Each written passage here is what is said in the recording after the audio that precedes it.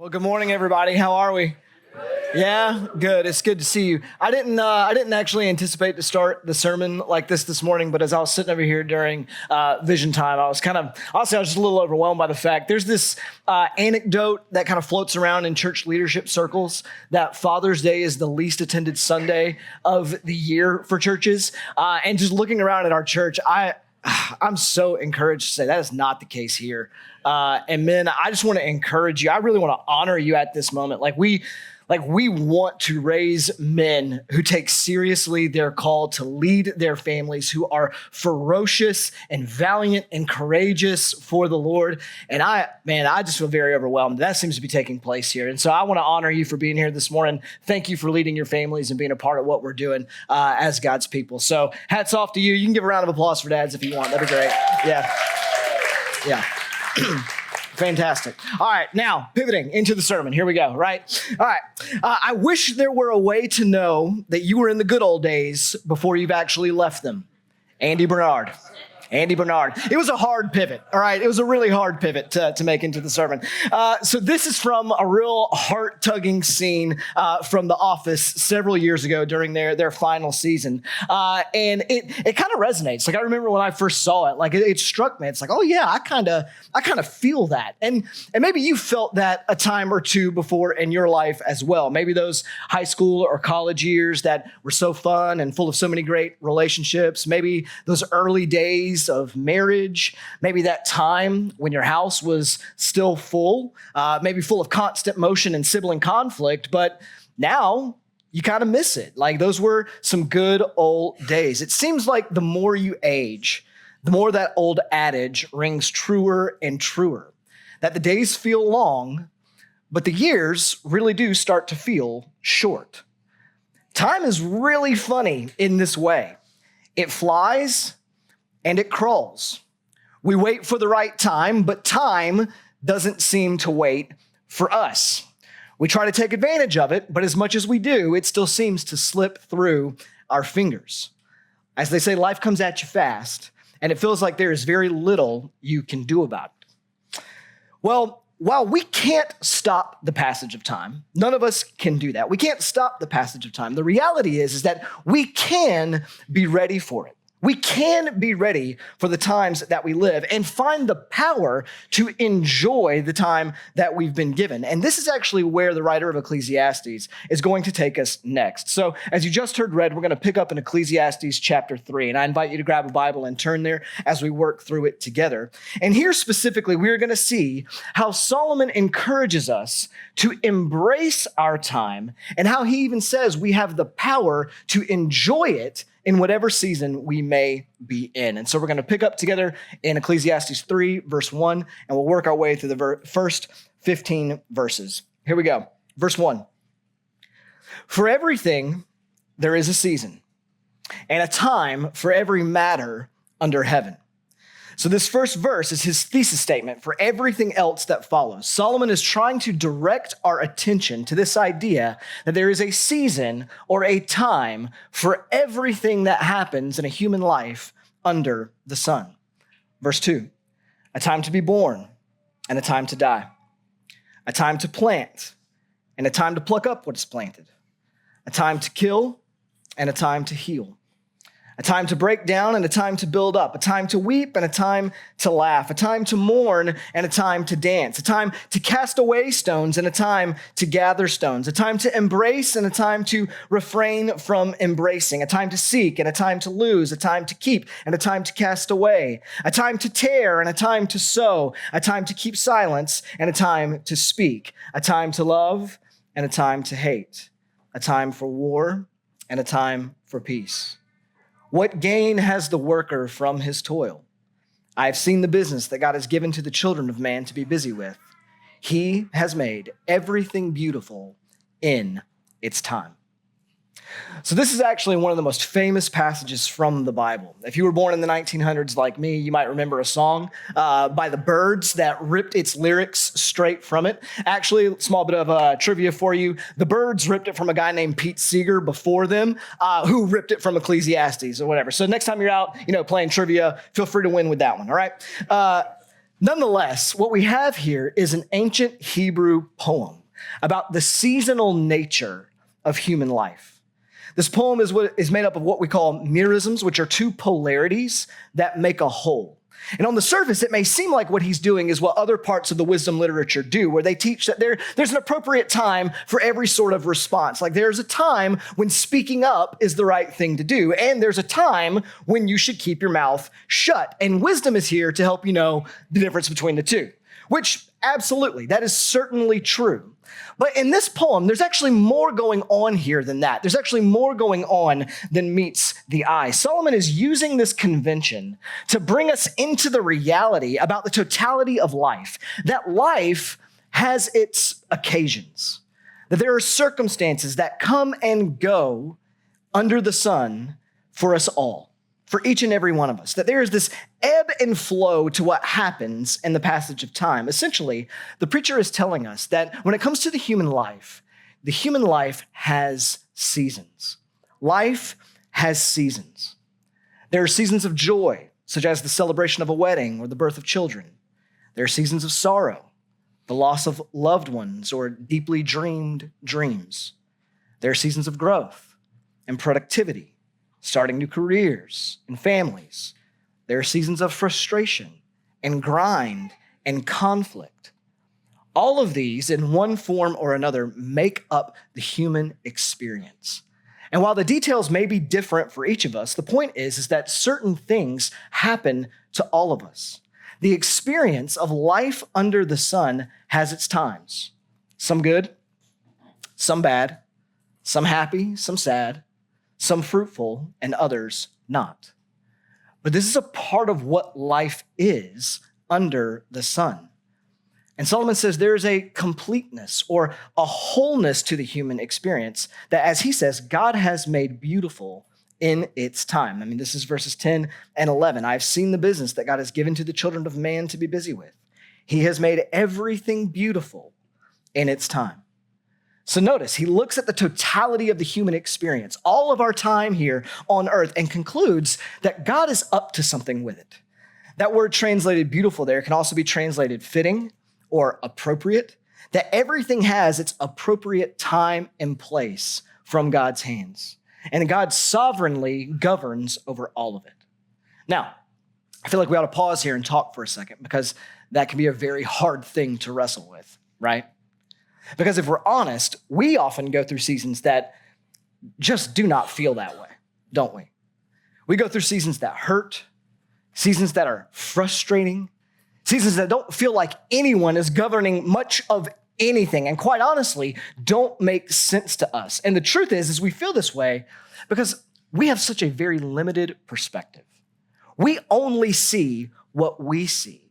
And because that's true, often what we see feels chaotic, feels like it's a mess. One of my favorite ways that I've ever heard it put was to think about our lives like we're looking at the backside of a woven tapestry on a loom. So if you've ever seen a tapestry on a loom, on one side you have this beautiful work of art, all right, put together by all of these little strings and threads by some super skilled artist. But on the backside, it's just this mess of strands and knots. It looks very confusing. And if you only saw it made from the back, you'd be like, this is garbage. This is terrible. Everything is just this chaotic mess, but you'd be wrong because the artist knows what's going on the other side the whole time. You can only see from your perspective, but there is another perspective out there. And Solomon is saying, such is your life too. There's a God who is a masterful artist, who is weaving together in and through time, both the good and the difficult, something far more beautiful than you or I could imagine. And we're going to talk about this more in a minute, but this is why he goes on. Also, he has put eternity into man's heart. So yet he cannot find out what God has done from beginning to end. What he's saying here is exactly what I just got done expressing, that we only see from one side. And part of our problem, or part of the difficulty we have in this life, is that we want to see from both, right? Like we want all the answers. We want to see the big picture. Solomon says he's put eternity into our hearts. We are made for life beyond the sun. So we long to be able to see our lives from that perspective, to understand what happens and to make sense out of what we experience here on planet Earth. But the reality for each and every one of us is we can't. We are unable to see that way. We can't see from God's perspective because he is God and we are not. And that quite often is a very tough pill to swallow. Tremper Longman in his commentary on this says, the teacher now raises a subject characteristic of ancient Near Eastern wisdom literature. He powerfully expresses that everything is frustratingly out of the control of human beings. This is our life. And this, I think, is where so much of our inner turmoil often comes when we think about the seasons we endure in this life. This deep frustration that we are not in control, that we can't be the ones in charge of where things are going. And so it leads some of us to get angry, like a Coke bottle ready to pop whenever life veers off script. That's why some of us are riddled with anxiety, crushed by the fear of what we can't predict or can't prevent. That's why some of us get stuck in regret or bitterness, haunted by the things that have happened that we can't undo. That's why some of us give up altogether, withdrawing because it all just feels so pointless to try to navigate. We plan, we worry, we strive, we mourn, all because deep down we want to control what we never can. And you have to appreciate the preacher here because he's a straight shooter.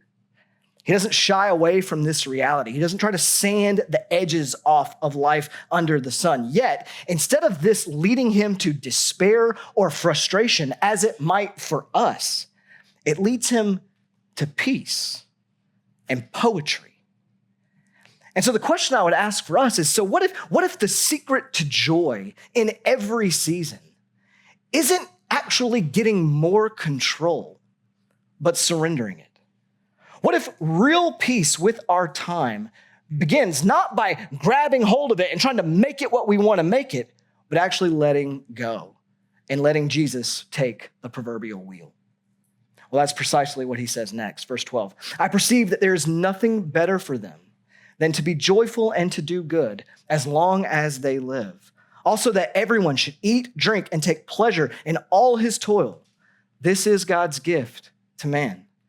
I perceived that whatever God does endures forever. Nothing can be added to it, nor anything taken away from it. God has done it so that people fear before him. So he looks out and he sees God is the one who is running the show, and we can't know everything that he is doing. And God has wired it that way so that we fear him, so that we submit to him, so that we surrender to his will. Philip Ryken says, to fear God is to rest our lives on the only solid foundation for time and eternity. Often when we think about these ideas of fearing God, like we think about being afraid or cowering, and that's not really what the fear of God means. The fear of God is to look out at God and say, you are God and I am not. And Solomon says the secret to joy is to build your life here. The secret to joy, no matter what season you may be going through, is to let God be God and you be you. Like if you want to be able to find joy in whatever life is throwing at you, this is it. You have to learn to let God be God and you be you. And you know this type of person when you see it. Like you know these people when you see them. This is the person who doesn't get rocked by the unexpected. That in the midst of grief and frustration, they still feel those things for sure. But they're also marked by a strong faith, this resoluteness, this unshakability, that though hard times may come, it doesn't seem to shatter them. This is the person, to use Tim Keller's language, who seems to have a sense of buoyancy about them. This ability to stay afloat, no matter what the sea of life is doing around them. And I would submit that I think deep down, this is the type of person that we all want to be. Like this, and in fact, this is the mark really of true Christian maturity. But the point is the only way to get there is to ground yourself in the reality that God is God and you are not. To be able to say, God, I can't see what you see. I don't know what you know. I am not in control, but I trust that you are. I trust that you are. I trust that your hands have got this. To be able to say with the psalmist in Psalm 16, the Lord is my chosen portion and my cup. You hold my lot. You hold my life. The lines have fallen for me in pleasant places. Indeed, I have a beautiful inheritance. I've said it numerous times in this series already, but it's a drum that the preacher continues to beat, that the power to enjoy life under the sun is to entrust your life to the one who lives beyond it. It's the only way. It is the only way you will have the power to enjoy everything that life throws at you, is if you build your life on the one who lives beyond it. Ultimately, all of time is in God's hands, and we can't control what happens to us. I can't control the seasons that come and go. That's not for me. But if I want to be able to enjoy them, I'm going to have to come to this place that I call radical acceptance, that there is a God who rules and reigns, and he is for my good, and he's in control, and I'm not. Now, I want to take a minute here, and I kind of want to pivot a little bit. I want to take a few minutes here and apply this into one very specific way, because the truth is we're not in control, but that doesn't mean we can't be prepared. Like, we're not in control of the seasons that come into our lives, but that doesn't mean that we can't be ready for them when they come. And I think this idea that life has its seasons is something that we know on one level, but we rarely identify and we rarely think well about in terms of when they happen to us. So, for instance, there are specific seasons that every person is guaranteed to go through that I think we often fail to understand.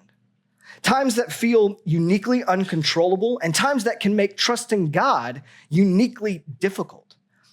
But if we know they're coming, we actually can be ready to trust God in their midst.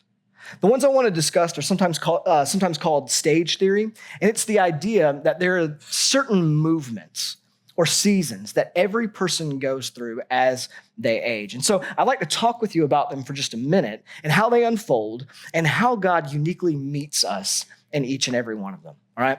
Y'all good with that? Everybody fine if I pivot like this? Well, I have the mic, so it really doesn't matter.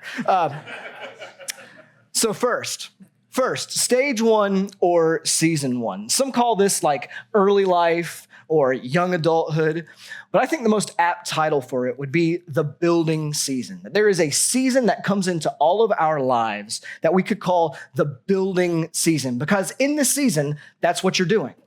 It's a season of building your life, of putting together the basic framework of what your life is going to be. You're learning the things that you need to learn to be a competent and capable human. You're getting skills and knowledge you need to make a living and survive. So in this stage, you're doing things. You're going to school. You're starting careers. You're finding spouses, creating a family. You're building the fundamental framework of your life. And for what it's worth, this stage or this season is a really exciting time. Like, some of you are in it right now, and it's like, this is a lot of fun, what we're getting to do. It's fun because there's so much movement and so much activity. There's so many new things that are happening. Often it can feel like the possibilities are endless because who knows what the future will bring. Yet admittedly, this can also make it a really anxious time for some of us as well. Because in this stage, you are making decisions that will impact your future, right? Decisions that you will have to live with, for better or for worse, for the rest of your life, because this is where you're building it. And what people often fail to see when they're in it, though, is that this is also a stage of work, a stage of hard work, because it takes a lot of energy to build a life. The 20-year-old gets out of college and thinks, like, what is happening? Like, why is all of this so hard? Like, why don't I have blank yet? Or why am I only making X amount per year? Why can't I afford the kind of house that I want? Why am I still single? Why am I still in this place? Why am I still struggling this way? And the answer is because you're building. You're building your life. You shouldn't expect completion yet because you haven't had the time. The way many in this stage get it twisted is by expecting to be where 40-year-olds are, but that takes time. You're building a life, not moving into one that's already built. And the unique challenge for people in the building season is to trust God with the future. To understand that there's a God who holds your life and he will do the things that he promised to do, that he does work all things for the good of those who love him and are called according to his purpose, that he will, like Philippians says, finish the good work that he started in you. Yeah, you might not be there yet, but the challenge for you is recognizing that you got to give him some time to cook. You've got to give him some time to work in you and through you in the world. But that brings me to season 2. Some call this stage midlife, but I think a good name for it is actually the living season. So season 1 is the building season. Season 2 is the living season. This is the season where, for better or worse, your life is built, and now you're living it. Generally, it happens to people somewhere between the mid to late 30s through the 60s, and it's a season of markedly less change. Life is relatively more stable and steady, which can make it more boring because a lot of the same things happen day after day, week after week, because your life is mostly built at this point. And this season, you've made your commitments. You've built your career, maybe not the one that you thought it was going to be. Perhaps you've built a family, again, maybe not the one that you thought it was going to be. And you're buckled up with long-term commitments. And so often for those of us who are in this stage, it's a stage characterized by a lot of busyness because we have a ton of things that are vying for our energy. We've got lots of commitments pulling us in all kinds of angles. And this is a season where people can really struggle if they don't expect it, especially those who loved the excitement of the building season. Because when this season arrives, the more you have to come to terms with the fact that the other season is over. And we don't always do well with that. We don't always like the life that we wind up with. We wish we had done more, earned more, seen more, experienced more. The busyness starts to bother us. It feels like it's wrong that we just go to work, come home, go to church, go to life group, raise the kids, rinse and repeat. And the unique challenge for us in this stage is to trust that, hey, God's got you here. He is doing something in and through your stability. Like, I know a lot of us are here who are in this stage, and listen, I want you to know it's normal. Like, if you feel this way, it's very, very normal. It's to be expected. It's part of what this stage is. And hear me on this. Despite its hectic pace and potential disillusionment, this can be just as beautiful of a season as the building one, if not more so, because this is a season that can deeply and profoundly change you for the better, especially for those of us who are in Christ. This is a season of deep sanctification and growth. In this stage, your life may be built, but hear me on this. Your life may be built, but your soul is still becoming something, okay? Like the pragmatic fundamentals of your life may be there, but your soul is still becoming something. In this season, you're learning to become something you weren't before. You're learning to give away. You're learning the joy, like the real joy of what it means to give your life away for the good of others. You're learning the joy that your stability actually brings to other people, that you having a stable life actually creates the environment for others to build theirs. That's the gift you have to give someone else. You're learning the depths of what it really means to love and love unconditionally, to sacrifice yourself as Christ did before you for the sake of someone else, to the faithfulness of one spouse, to the laying aside of preferences and comforts for a child, to spend your energies in service to and for purposes greater than your personal ambitions and bank accounts, whether that's at your job or in your community, or through the church.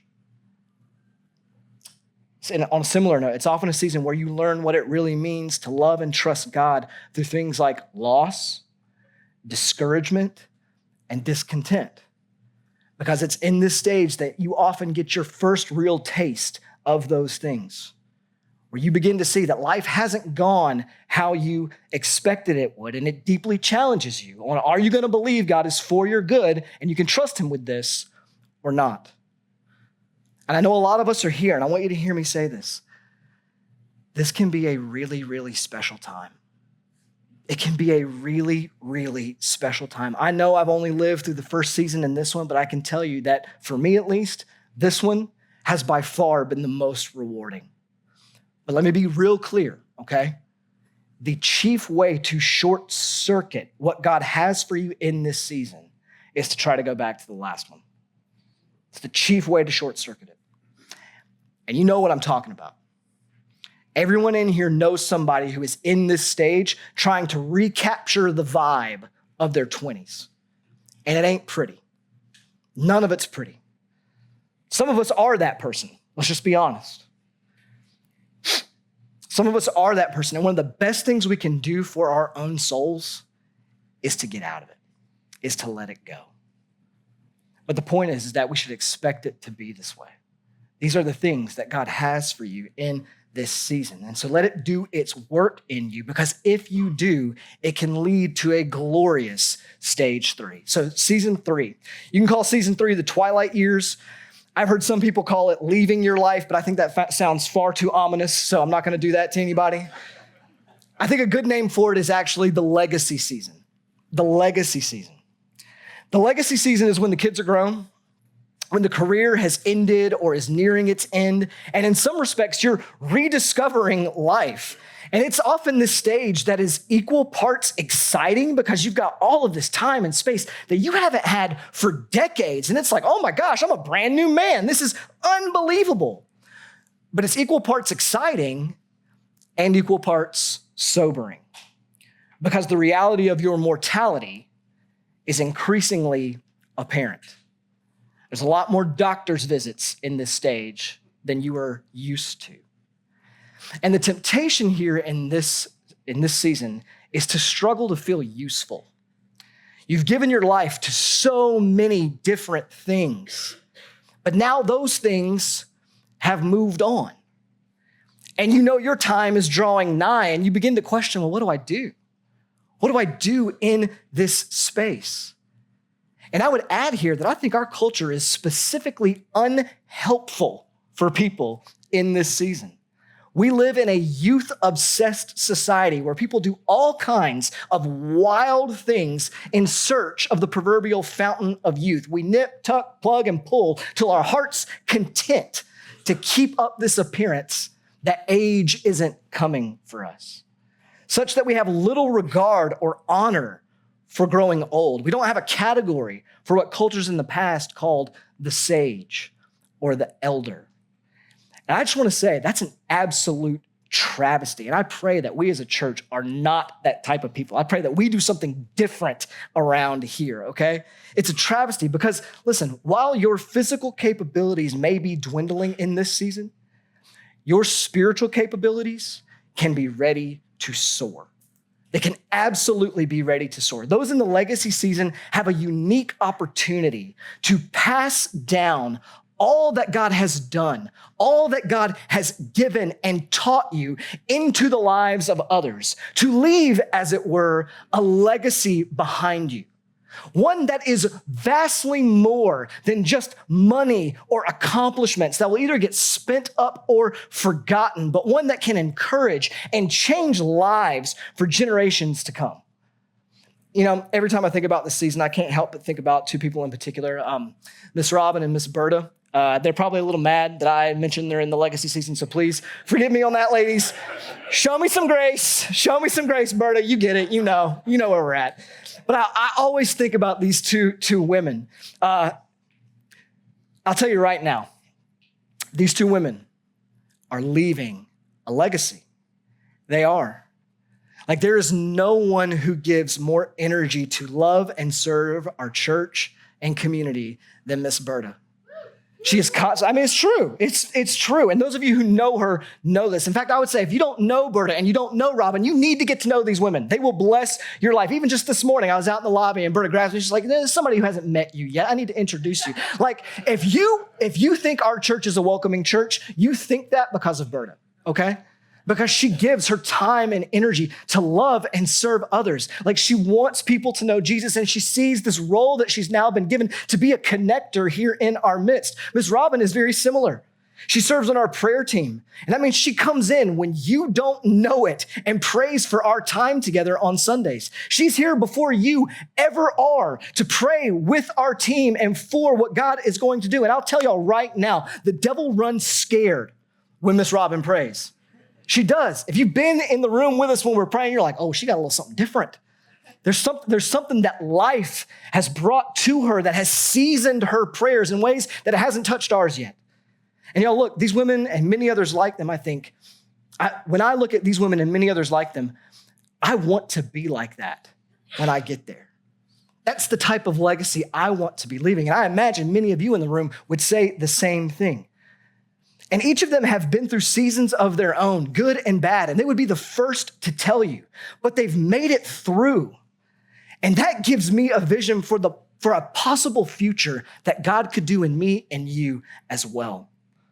And so I just want you to hear me on this. If you're in the legacy season, this is what God can do in and through you as well. You have such a special opportunity to grab the rest of us by our cheeks and tell us of God's faithfulness, to grab us and remind us of what really matters, to help us see the things we can't see because we're too busy building or we're too busy in the busyness of living our life. We need you for that, to let the rest of us know, hey, listen, he can get you through because he's gotten me through. I'll give you another example of what I mean. Several years ago, a friend of mine who is a young father was chatting with his dad, and he was asking his dad all kinds of questions, all the questions that you ask when you're a young father and you want to find out things from somebody who's gone before you. And so he was really stressed out, and he was asking his dad, like, what do I do about this? Like these kids, they're just all over the place. Like, what do I do about discipline? They fight all the time. How do I handle it when she responds to me this way? At this particular moment, they were really stressing out about potty training their youngest. And they're just like, he will not poop anywhere but his pants. What are we going to do? Like, I don't know how to handle this. And his dad just sat there and listened with that classic little smile that only older folks can get away with. The one that is equal parts friendly and a little patronizing, you know the one. And like the wise sage that he had become, he said, son, I've never met an adult under normal circumstances who didn't figure out how to use the potty. I never met him. So the biggest thing I would tell you is to just try to stop and smell the roses because you're living in good times. You're living in good times. And the point behind all of this is that the temptation in each of these seasons is to wish you were in a different one. It's to wish you were in one that you are not in, to think that life would be better if you were someplace other than where you are.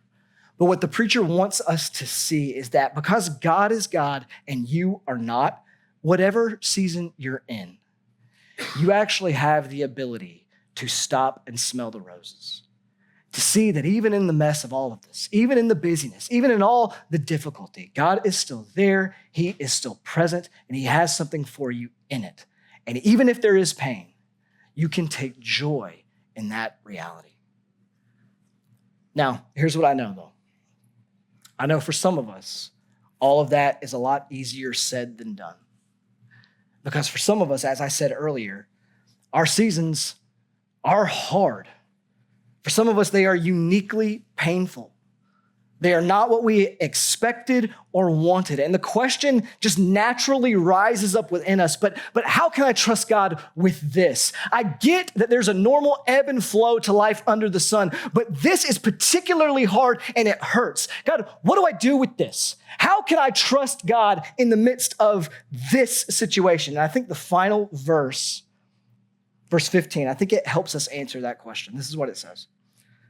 That which is already has been. That which is to be already has been. And God seeks what has been driven away. Now that might sound strange to you, and in some respects it should. It seems like it's a strange statement to make. It can be confusing at first glance. Like, what does it even mean that God seeks what has been driven away? How does this even connect with everything else that he's been saying? Well, it's a Hebrew phrase that is very odd in English. Other translators translate it something more like God will call the past into account, or God will bring former things to judgment. But it has a little bit more of a positive connotation than that. As Riken and others say, it's more like saying God redeems or God recovers the past. So in other words, this verse is telling us that God will recover what seems lost forever from our perspective, that he will redeem the things in our lives that feel wasted, that feel purposeless, that nothing, good or bad, is beyond his reach to repair. And what I love so much about this verse, despite how confusing it might be in the Hebrew, is the fact that it is the first direct glimpse of the gospel the preacher has given us in this entire book. He is telling us that God has promised that he will redeem our stories. That you can trust God in your season of life, whatever it may be, because of the cross, because of the gospel, because of the good news he has brought to us, because the cross tells us that this is 100% true. I've said this to you many, many times before, and I will continue to say it to you till my dying day. At the cross, God took the ugliest, most unjust moment in human history, the murder of Jesus, and made it a means to salvation. If he can do that with the cross, then there is no telling what he can do with the bad situation in your life. If he can redeem that, he can redeem absolutely anything. Full stop. The cross is our proof. God doesn't waste our pain. God doesn't waste your season, no matter what it may be, no matter how chaotic or garbage it may feel. God will not waste it. When life feels out of control, we look to the cross because we know that the cross was not random and it wasn't accidental. It was the purpose of God. As the scriptures say, it was his will to crush him. Scripture tells us that Jesus came at just the right time, that the cross was God's perfect plan unfolding at the perfect moment for the redemption of the world. The very thing that looked like the greatest defeat, that looked like the greatest tragedy, became the greatest victory. Because God makes everything beautiful in its time. He recovers and he restores what seems lost and broken. He did it on the cross, and the cross tells us he can do it for you as well. I saw this really beautifully the other day. I was spending time with my friend Jeff, who we prayed for earlier this morning. He's battling cancer right now, and he's really going through the ringer, y'all. Like, please keep him in your prayers. He's really going through it. He's had tons of health issues throughout his life, and he spent a lot of time prior to all this running from the Lord because of frustration with how things were going. And the other day, we were chatting about the story of his life, and he looks at me and he says, "You know, Bailey, I don't like what's happening to me right now, but I look back on all of it, and honestly, I wouldn't change a thing. I really wouldn't. Because the Lord has brought me to himself through all of this, and that makes it worth it."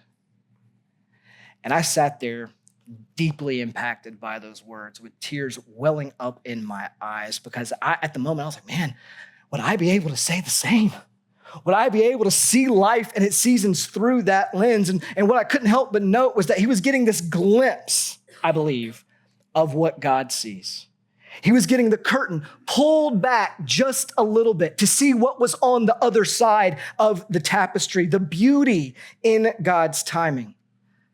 And listen, I know we don't always get that. Sometimes our lives or certain seasons just feel like a knotted up mess, or these broken and painful little shards of glass that just keep stabbing at us, that make us cry out. This doesn't make sense. And if I were in charge, it wouldn't be like this. That may be true. But if the cross tells you anything, it tells you that God takes broken glass and he makes stained glass windows. That's what he does. That he takes knots and string and he makes them a tapestry. He seeks what has been driven away. He pursues what seems broken and he puts it all back together. And through the cross, God is saying to me and you, trust me. You can trust me. Someday you will see the big picture. Someday you will see that I do make everything beautiful in its time. And so this morning, I would just encourage you to take a moment and just consider, where are you at on this journey? What season of life has God placed you in? Are you building? Maybe you find yourself this morning discontent with the present and fearful for how it's all going to turn out. Let the cross remind you this morning that God has got you. Maybe you're living in what you've built and you're a bit disillusioned that there isn't more, or you're feeling like you've wasted some things and it's overwhelming. Listen, let the cross remind you that God doesn't waste a thing. Are you becoming a legacy? Are you afraid that it's over? Let the cross remind you that death is just a doorway and nothing is over as long as God is with you and there's breath in your lungs. Are you hurting and confused? While you may never get the answers this side of the sun, the cross promises us that God is not done and he will make all things new. The broken glass of this life, one day in Christ, it will all shine with glory. The tapestry's backside will be turned over and we will see he was weaving all along. For now, let us name our season and trust it to Jesus and trust that he will make everything beautiful in its time. Let's pray.